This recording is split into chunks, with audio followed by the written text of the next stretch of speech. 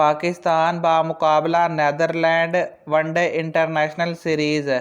پاکستان نے نیدرلینڈ کے خلاف تیسرا ون ڈے انٹرنیشنل میچ سنسنی خیز مقابلے کے بعد 9 رنز سے جیت لیا۔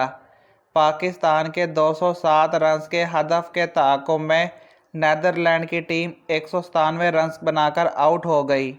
پاکستان کی جانب سے نسیم شاہ کی شاندار بولنگ 5 کھلاڑیوں کو آؤٹ کیا۔ ناظرین، پاکستان نے نیدرلینڈ کے خلاف تینوں میچز تو جیت لیے ہیں، لیکن بیٹنگ کے مسائل اپنی جگہ برقرار ہیں۔